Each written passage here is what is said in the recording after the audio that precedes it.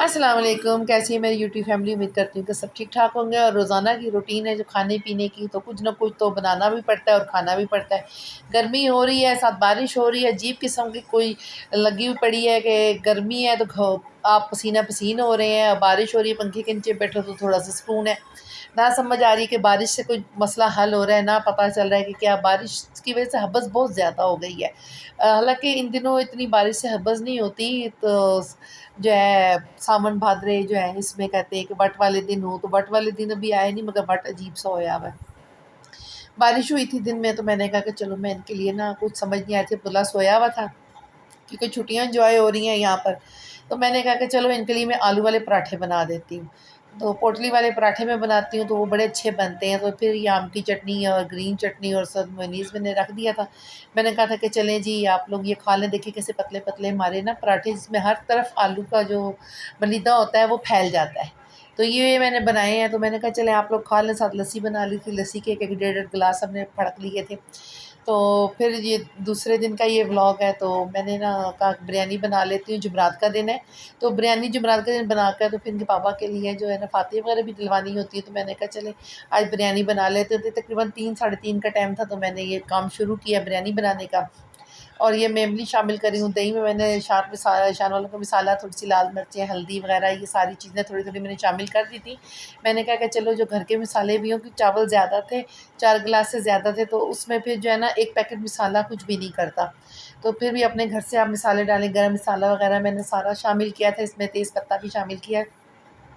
इमली डाली कि इमली से खटास अच्छी आए, दही भी थी बीच में, उससे भी खटास अच्छी आ जाती है। ये देखें जी, मेरे फ्रिज में गोश्त पड़ा हुआ था, मैंने वो नहीं निकाला, मैं ताज़ा गोश्त ले आई। मैंने कहा चलो जैसा भी है ना, ताज़े गोश्त के चावल अच्छे बन जाते हैं।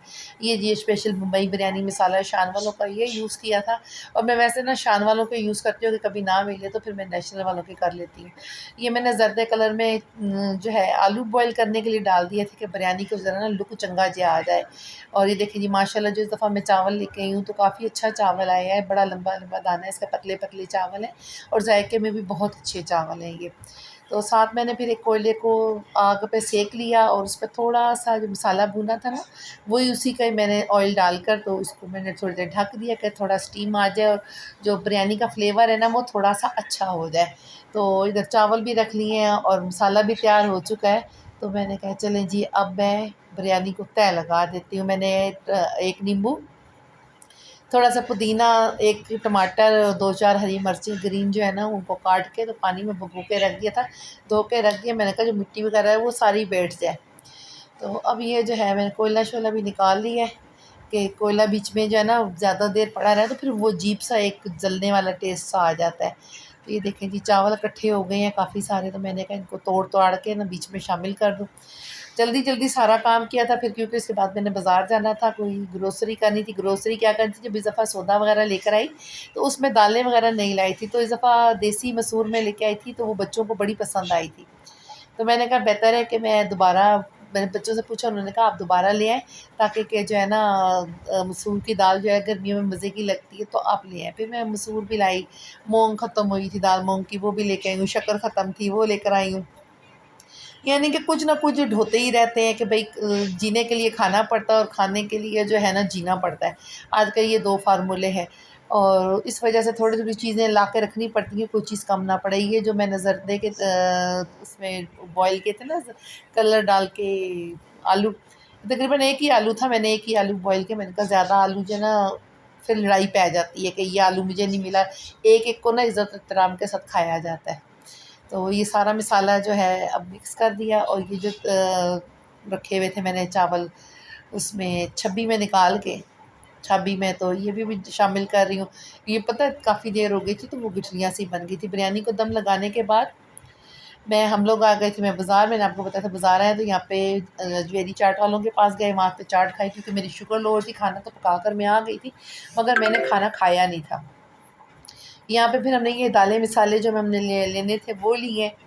तो इधर बैठ के मैं ना देख रही थी कि क्या-क्या चीज़ें लेनी है, तो कुछ दालें मसाले लिए हैं यहाँ से। थोड़े से मैंने वो भी लिए थे, क्या कहते हैं, तुक मलंगा वगैरह भी लिया था मैंने। तो यहाँ से छोटी-छोटी चीज़ें लेके तो फिर वापसी की तैयारी की। लाज़मी बात है कुछ ना कुछ तो लेने होते हैं। फिर आम भी लिए हमने रास्ते से, तो आम लेते भी मैंने थोड़ी सी वीडियो बना ली। मैं तो कितने फ्रेश आम है, मगर बड़े ढाडे पैसे वाले आम है। मतलब पैसे काफ़ी मांग रहे थे, 250 रुपये किलो। वैसे यही आम कुछ दिन पहले मैं 100 रुपये किलो लेके आई थी। 2 किलो मैंने आम ली। इतने अच्छा इसका जूस वगैरह बना, और कोई भी चीज़ खाने पीने में भी बहुत अच्छे थे आम। मगर इस दफ़ा ये चेरी भी और ये आम भी काफ़ी कीमतें उन्होंने बढ़ाई हुई थी। तो बस ये चीज़ें हमने ली हैं, और अपनी जो छोटी-छोटी ना टुकड़ियाँ हमने बाँधी हैं। फिर ये मैंने डिस्पोज़ेबल वो भी लेने थे, डब्बे वग़ैरह भी लेने थे, क्योंकि मेरे ख़त्म हुए थे। किसी के घर कुछ भिजवाना हो, या ज़्यादातर तो आयशा बाजी के घर ही भिजवाना पड़ता है, तो वो डब्बे जो है ना बर्तन वापस नहीं करते। तो ये डब्बे जो मुझे काफ़ी अच्छे लगते हैं। ये लेके तो अब दे दो तो बस ठीक है, जान छूट गई, वापसी का कोई तकाज़ा करने की ज़रूरत ही नहीं है। तो यहाँ से मैंने डब्बे ख़रीदे हैं। डब्बे ख़रीद के तो फिर मैं वापस जब रक्शे में आई हूँ, तो फिर हमने वहाँ से जलेबी ली है, और जलेबी रक्शे में बैठे हुए खाई है। यहीं तक मेरी वीडियो थी। अल्लाह हाफ़िज़।